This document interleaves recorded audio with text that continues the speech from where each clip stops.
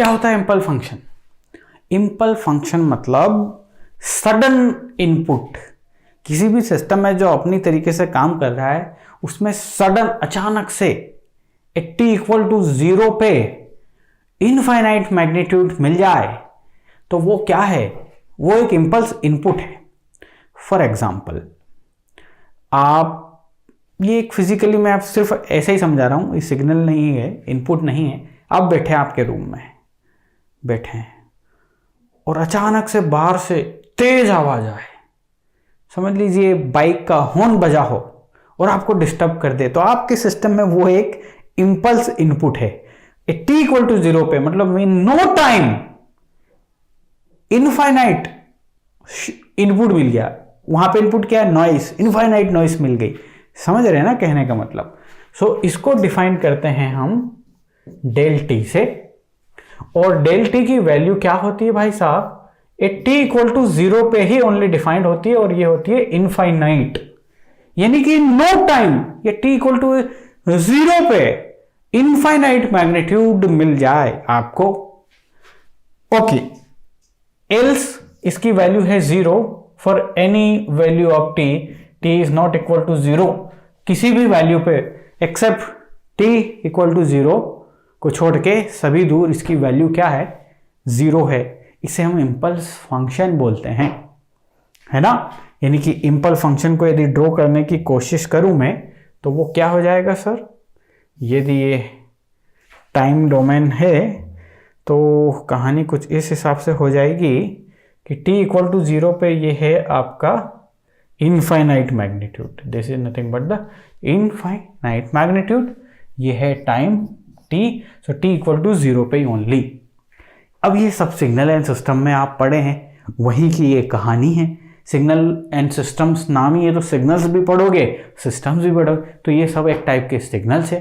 तो वहां पे आपने ये देखा होगा कि इसका मैग्नीट्यूड तो 1 होता है, लेकिन इसकी एनालिसिस के लिए आप मैग्नीट्यूड की बजाय इसका एरिया की बात करते हैं। सो एरिया के टर्म में इसको हम लिखते हैं this is nothing but 1 at t equal to 0 and 0 when t is not equal to 0।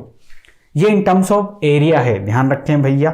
Sir दो चीज आपने यहां पे बता दी, this is nothing but the area and this is nothing but the magnitude. Magnitude sir ये एरिया 1 कैसे आया?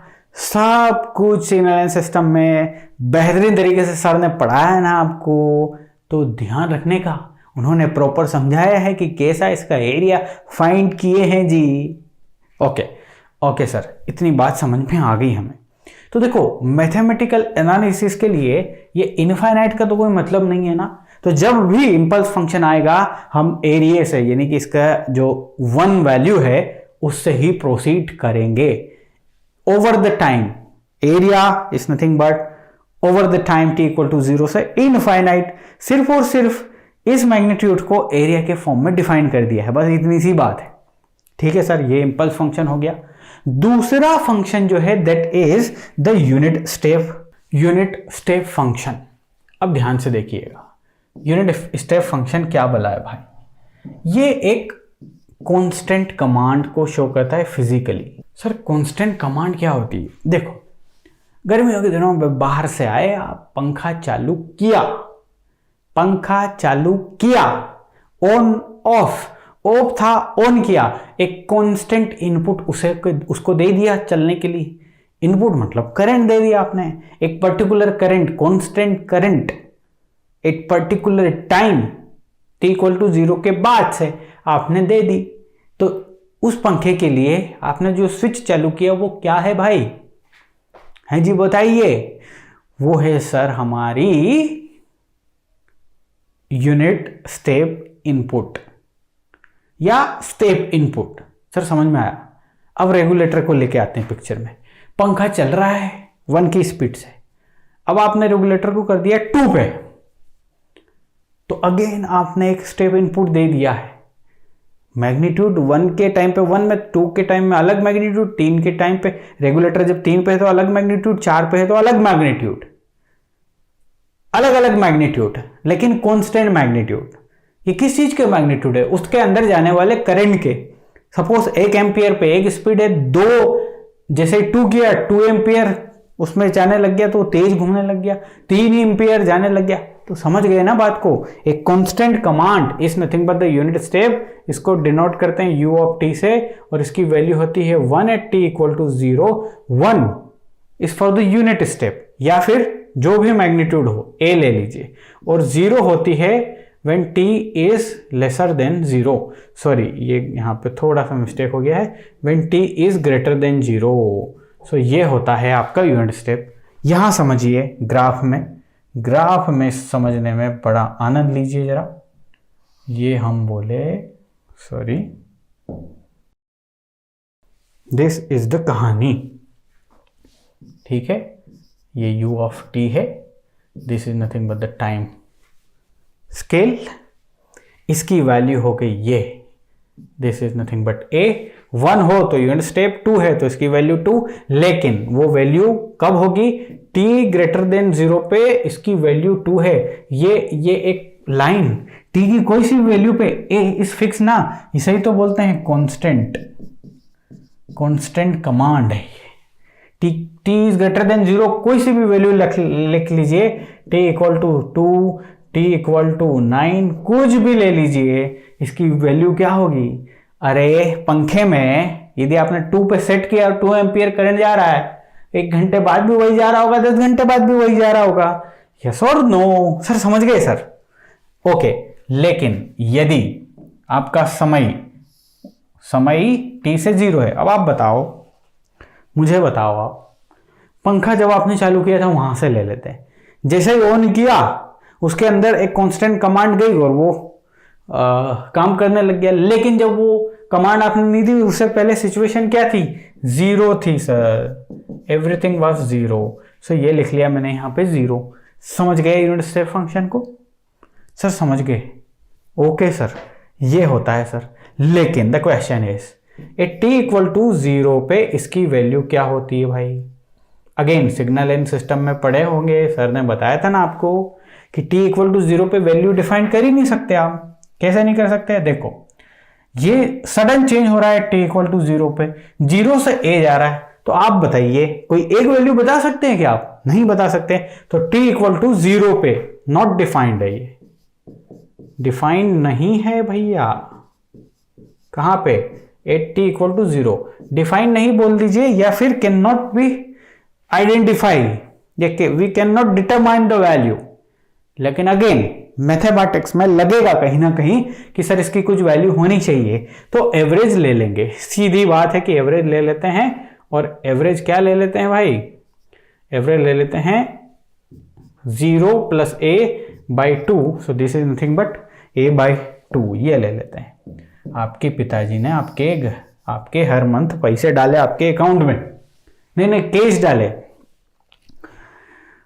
4 महीने से लगातार डाल रहे हैं, वो अलग अलग अमाउंट दे रहे हैं। अब 4 महीने के बाद यदि आप आपसे पिताजी से पूछो पापा आपने उस महीने में कितने डाले थे, उनको नहीं मालूम। सर दूसरे महीने में कितने डाले थे, नहीं मालूम। तो बोलते हैं कि तू अलग अलग महीने का क्यों पूछ रहा है, मैंने टोटल इतने दिए, मैंने टोटल 20,000 रुपए दिए, 20,000 बटे 4, 5,000 is the average of per month, बात खत्म करना। एवरेज जरूरत लगेगी, ओके सर समझ में आ गया। नेक्स्ट रहेगा रैंप फंक्शन। देखिए आ जाओ, रैंप की बात करते हैं। तो denoted by R of T, और इसकी वैल्यू जो होती है वो होती है t ग्रेटर देन 0 के लिए, और होती है 0 t लेसर देन 0 के लिए। ये हो गई कहानी, ठीक है, समझे बात को। अच्छा सर, तो ये तो कहानी ये है कि जैसे जैसे समय बढ़ेगा इसकी वैल्यू भी बढ़ेगी, this is nothing but the R of T. अब आप मुझे बताइए, मान लो समय की वैल्यू 1 है तो इसकी वैल्यू 1 है, समय की वैल्यू 2 है तो इसकी वैल्यू 2 है। जैसे जैसे समय बढ़ेगा उसी स्टाइल में ये बढ़ता जाएगा। तो यहाँ पे समय बढ़ा तो ये समय के साथ लाइक दिस बढ़ रहा है भाई। समय 4 है तो इसकी वैल्यू 4 है, समय 10 है तो इसकी वैल्यू 10 है। So this is nothing but the graph of T, the constant value, constant increment. So जैसे कि आपने यूनिट स्टेप में देखा था, या स्टेप में देखा था कांस्टेंट फंक्शन, और ये सडन फंक्शन, सडन इम्पैक्ट, और ये लीनियरली इंक्रीजिंग फंक्शन। जैसे कि अब आजकल आपके रेगुलेटर वो पुराने जिसमें 1 2 3 लिखा रहा नहीं है, आपके घर में पंखे का रेगुलेटर अब वो घूमने वाला है। वो घूमने वाले में क्या कर रहे हो आप लीनियरली इंक्रीजिंग कमांड दे रहे हो, मतलब रैंप इनपुट दे रहे हो आप पंखे को।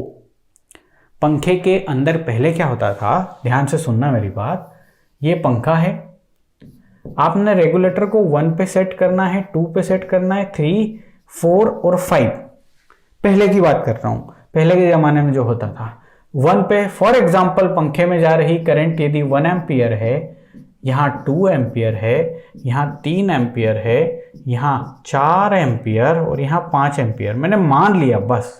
अब ना तो वैल्यू पे जाइएगा और ना ही नंबरिंग पे जाइएगा। जैसे ही आप 1 से 2 पे स्विच किए, उसके अंदर 2 एम्पियर जाना चालू हो गया, 2 से 3 किए, 3 एम्पियर जाना चालू हो गया। लेकिन अब सिर्फ ऐसा नॉब होता है जिसे आप कंटिन्यूअसली घुमा सकते हैं, स्टेप्स होती ही नहीं उसमें कि 1 से 2 2 3। आजकल के रेगुलेटर देखिए, उसमें आप स्टेप्स नहीं बनी हुई है।